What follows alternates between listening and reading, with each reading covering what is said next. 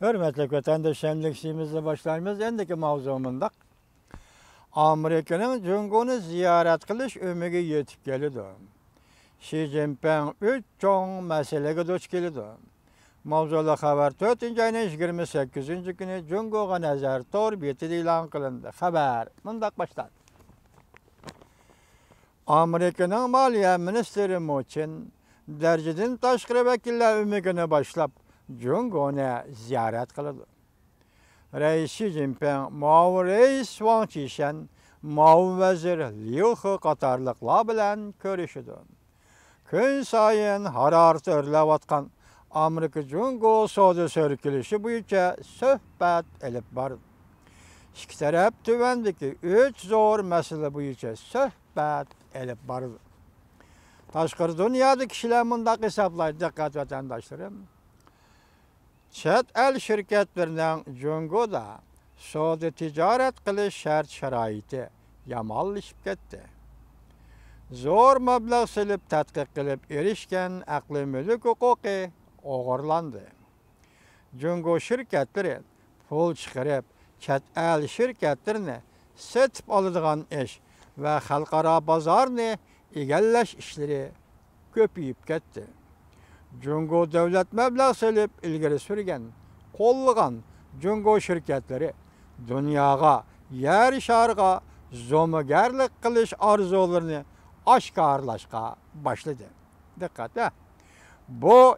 Bu işlerden nurgun devletle ortak bir tanışkı geldi ve en süreçki başladı.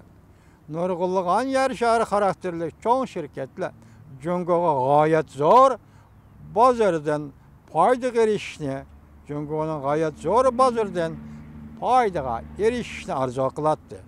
Lekin bu şirketlerin yadroluk teknikleri Ettiğinde akşamı göz yetmeydiğen bu şirketle gazaplansı mı gep kılalmaydiğen bir halga kelip kalganda kattık kol siyasi yollarının Jungo'ga kattık muamele kılışını iltimas kıldı. Amerika Koşmuş Ştatlarının Prezident Trump 4. ayının 24.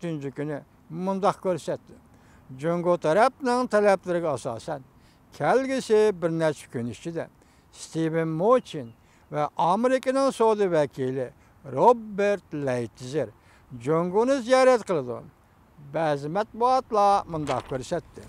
Aksaray'ın soda məsləhətçisi Peter Navarro, Devlet İqtisad Komitetinin müdiri Larry Kudlow qatarlıqla bu ümək qatarıға qoşulup birlikte Jungo'nu ziyaret kıldı. Söhbət məzmunları cümleden aqli mülk huquqi, bozorga kirish, sanoat mahsulotlariga qo'shimcha pul qo'shib berishdan iborat 3 turlik mazmunni o'z ichiga oladi. Demak, bu qatim Prezident Reis Xi Jinping duch keladigan ish biri aqli mülk huquqi, bozorga kirish, ya'ni Jungo'ning bozoriga kirish, andan keyin sanoat mahsulotlariga, eksport qilgan mahsulotlarga pul qo'shib berish.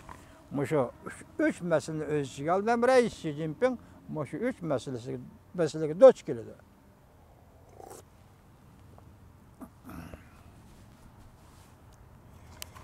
Amerika Soda Torbi Tepti'nin 4. günü, 26. günü, yani 26. günü haberdar kişilerin sözünü nakil edip Soda vekili Lightshizer'nin Kiler Tepti'nin 2. günü, yani 5. ayının 1. günü Beijing'e ziyaretke barada kaldığını haber kıl. Mecbur da birleşmiş şirket kuruş ve teknik ötünüp biriş.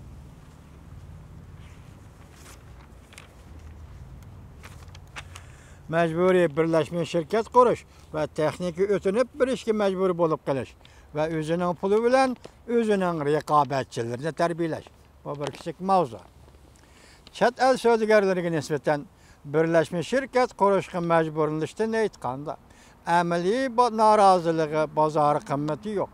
Lekin her qandaq töhpüsü yok. Şirik həmkarlaşqıcı bilen faydını tən ilişqa mecburlaşdan direkt bilet. Demek Jungo'da şirket kurdu, birleşmiş şirket, Amerika şirketleri Jungo'nun bu şirketleri ticaret kılıp bakmagan. Tecrübesi yok. Hiç kaçan fayda canını bilmeydiğin adamlar. pul bilen kirip koşulupla pul tapkanda pulunu paydın tanal. Keranlar evet endeşimey. Texnik ötünüp bir işke mecbur buluş. Özünün zor meblağ silip tetkik kılıp erişken texnikisi arkalık özünün kelgüsüdeki rekabetçisini terbiyeleştiğini direkt bir etti. Mesela Amerika şirketleri texnik ötünüp mesela özünün texnikisinin Cungo'nun adamlarını terbiyeleşkin mecbur bulattı. Belki bula çet el söyledigerdir izcil töleşki tigişlik bedel bulup geldi. Muşunda kılış arkalık Cungo bazırığı kırılgan bilet ki erişti. Cungo əməldarlar nemi deydi? Texnik bilen bazarını almıştırış. Bizden alakadar taraflarının siyaseti emas. Bu elbette alakadar taraflarının digini mu emas. Belki bu alakadar taraflarının kılgınıdır.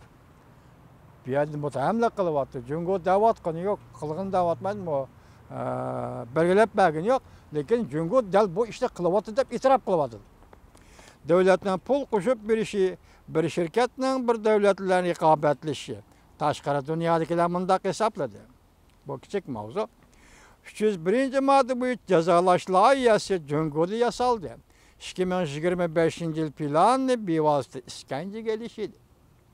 Bu yıl ikinci ayda Xi Jinping'in məsləhətçiliyi yoxu Washington'a gelip soda uğraşının otunu ölçürməkçi oldu. Lakin neticesiz kayıttı.